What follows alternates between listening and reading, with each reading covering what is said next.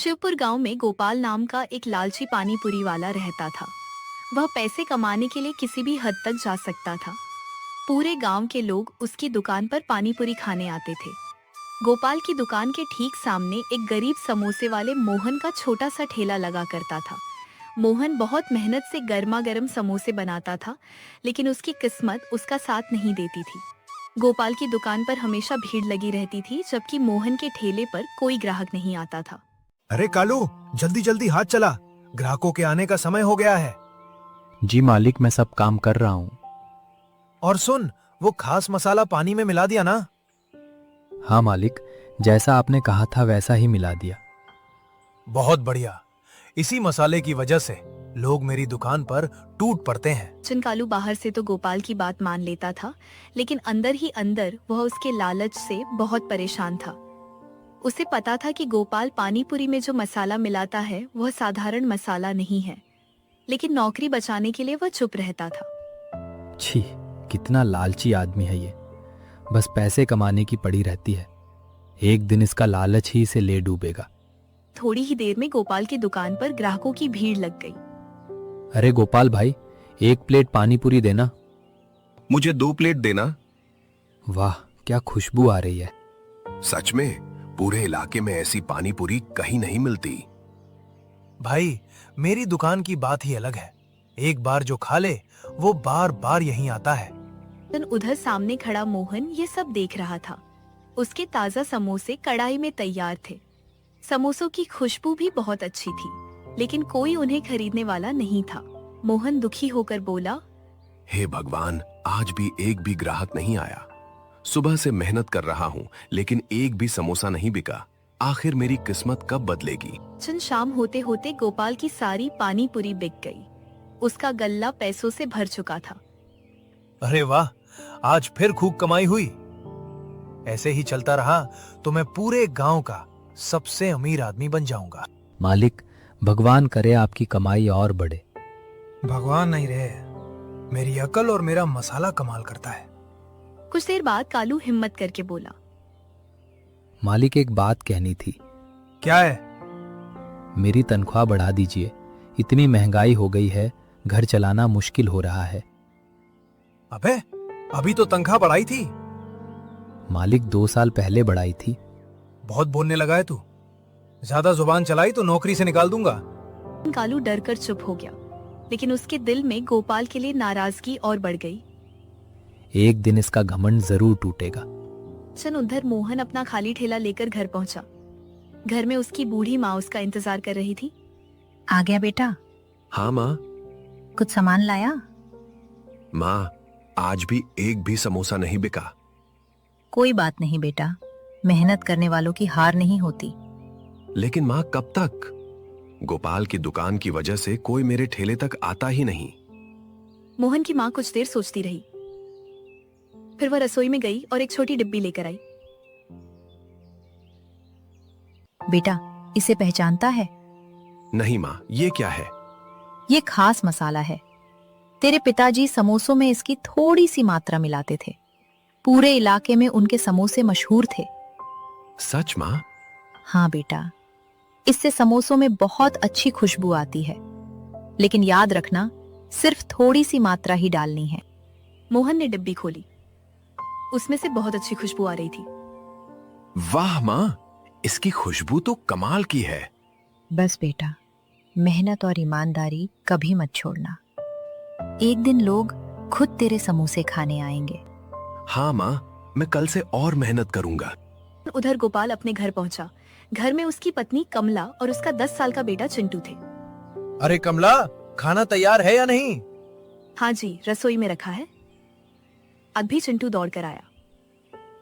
पापा, आज मेरे लिए पानी पूरी लाए? नहीं बेटा, दुकान की सारी पानी पूरी बिक गई। आप रोज यही कहते हो। अरे बेटा, कल जरूर लाऊंगा। गोपाल खाना खाने रसोई में गया। वहां उसे वही खास मसाले की डिब्बी दिखाई दी जिसे वह पानी पूरी में मिलाता था। गोपाल डिब्बी को देखते हुए बोला, इसी मसाले ने मुझे अमीर बनाया है। कल इसे दुकान पर ले जाना है।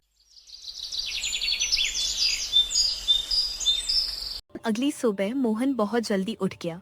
उसने नए उत्साह के साथ समोसे बनाए। माँ के दिए हुए खास मसाले की थोड़ी मात्रा भी उसमें मिलाई। जैसे ही समोसे तैयार हुए, पूरे आंगन में खुशबू फैल गई। वाह, माँ सही कह रही थी, आज जरूर कुछ अच्छा होगा। उधर गोपाल भी अपनी दुकान खोल चुका था। वह फिर से अपने लालच में डूबा हुआ था। उसे बिल्कुल भी अंदाजा नहीं था कि उसकी किस्मत अब बदलने वाली है। और दूसरी तरफ मोहन के समोसों की खुशबू धीरे धीरे पूरे बाजार में फैलने लगी थी। यहीं से शुरू होने वाला था एक ऐसा खेल जो गोपाल के लालच को सबके सामने ला देगा। थोड़ी ही देर में गर्म समोसों की खुशबू पूरे बाजार में फैलने लगी। जो भी उस रास्ते से गुजर रहा था, वह एक बार ठहर कर उस खुशबू को महसूस जरूर कर रहा था। अरे भाई, ये इतनी अच्छी खुशबू कहाँ से आ रही है? लगता है किसी ने बहुत स्वादिष्ट समोसे बनाए हैं। चलो देख कर आते हैं। धीरे धीरे कुछ लोग मोहन के ठेले के पास पहुंच गए। भाई, एक समोसा देना। मुझे भी 2 देना। मोहन की खुशी का ठिकाना नहीं रहा। कई दिनों बाद उसके ठेले पर ग्राहक आए थे। जी जरूर, अभी देता हूँ। ग्राहकों ने जैसे ही समोसे खाए, उनके चेहरे खिल उठे। वाह, क्या स्वाद है! इतने स्वादिष्ट समोसे मैंने पहले कभी नहीं खाए। भाई, कल भी यहीं लगाना ठेला। उधर गोपाल अपनी दुकान से यह सब देख रहा था। उसका चेहरा गुस्से से लाल हो गया। ये क्या हो रहा है? कल तक जिसके ठेले पर कोई नहीं जाता था, आज वहाँ इतनी भीड़ कैसे लग गई? कालू मुस्कुराते हुए बोला। मालिक, लगता है मोहन ने अपने समोसों में कुछ नया किया है। खुशबू तो बहुत अच्छी आ रही है। चुप कर। मुझे मत बता कि खुशबू कितनी अच्छी है। उसकी वजह से मेरे ग्राहक कम हो रहे हैं। पूरा दिन बीतते बीतते मोहन के सारे समोसे बिक गए। पहली बार उसका ठेला खाली हुआ था। शाम को मोहन खुशी खुशी घर पहुंचा। माँ, देखो आज कितने पैसे कमाए हैं। मोहन ने कमाई के सारे पैसे अपनी माँ के हाथ में रख दिए। अरे वाह बेटा, आज तो भगवान ने हमारी सुन ली। माँ, ये सब आपके दिए हुए मसाले और आपकी दुआओं का कमाल है। नहीं बेटा, ये तेरी मेहनत का फल है। उधर गोपाल अपने घर में बेचैन बैठा हुआ था। उसे बार बार मोहन के ठेले की भीड़ याद आ रही थी।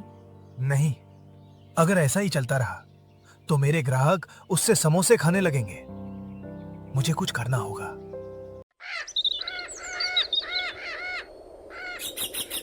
अगली सुबह गोपाल दुकान पर पहुंचा तो उसने देखा कि मोहन के ठेले पर पहले से भी ज्यादा भीड़ लगी हुई थी। भाई, 4 समोसे देना। वाह, क्या खुशबू है! ये देखकर गोपाल का खून खौल उठा। कालू, जी मालिक। आज रात मैं उस मोहन को ऐसा सबक सिखाऊंगा कि वो जिंदगी भर याद रखेगा। मालिक, आप क्या करने वाले हैं? जो करना है वो मैं जानता हूँ। रात होने के बाद गोपाल चुपके से मोहन के ठेले के पास पहुंचा। उस समय पूरा बाजार सुनसान था। कल से तेरे समोसे नहीं बिकेंगे मोहन। अब देख मैं क्या करता हूँ। इतना कहकर उसने ठेले के ऊपर रखे समोसे बनाने वाले कुछ सामान को खराब करने की कोशिश की, लेकिन तभी पीछे से आवाज आई। कौन है वहाँ?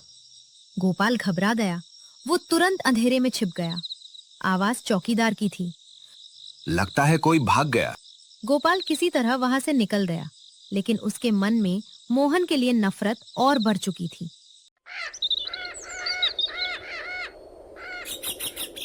अगली सुबह मोहन ने देखा कि उसके कुछ सामान खराब हो चुके हैं। अरे, ये किसने किया? मैंने तो सब ठीक से रखा था। मोहन परेशान हो गया, लेकिन उसने हिम्मत नहीं हारी। कोई बात नहीं, मैं फिर से मेहनत करूंगा। कुछ देर बाद उसने नए समोसे तैयार किए।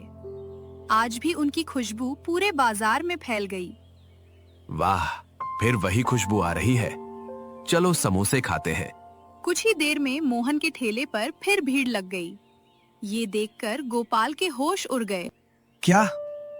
इतना सब करने के बाद भी इसके ग्राहक कम नहीं हुए? कालू मन ही मन मुस्कुराने लगा। जिसकी कमाई मेहनत और ईमानदारी से होती है, उसे कोई नुकसान नहीं पहुंचा सकता। अब गोपाल ने और बड़ा खेल खेलने का फैसला कर लिया था। उसने सोचा कि अगर मोहन का धंधा बंद करना है तो कोई खतरनाक चाल चलनी पड़ेगी।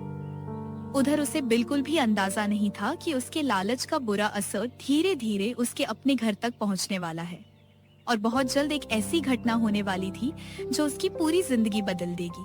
जिस आदमी को अपने सामने कोई टिकता हुआ पसंद नहीं था, वह अब मोहन की सफलता बिल्कुल भी बर्दाश्त नहीं कर पा रहा था।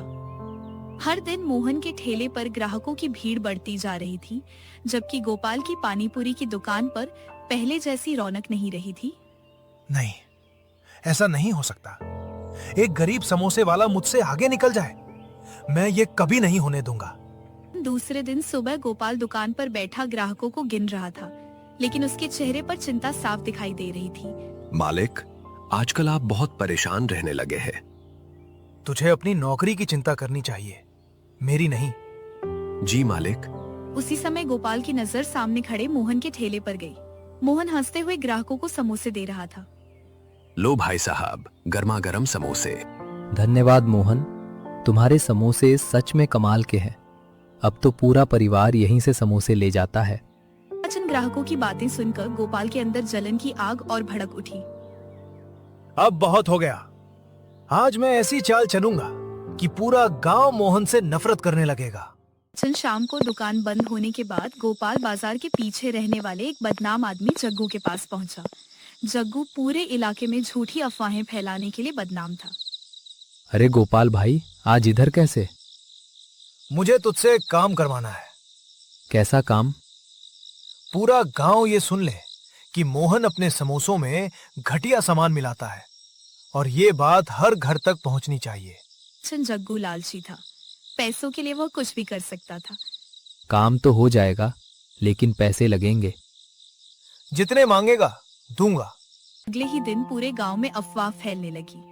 सुना है मोहन के समोसों में खराब तेल इस्तेमाल होता है। सच? हाँ, मैंने भी सुना है।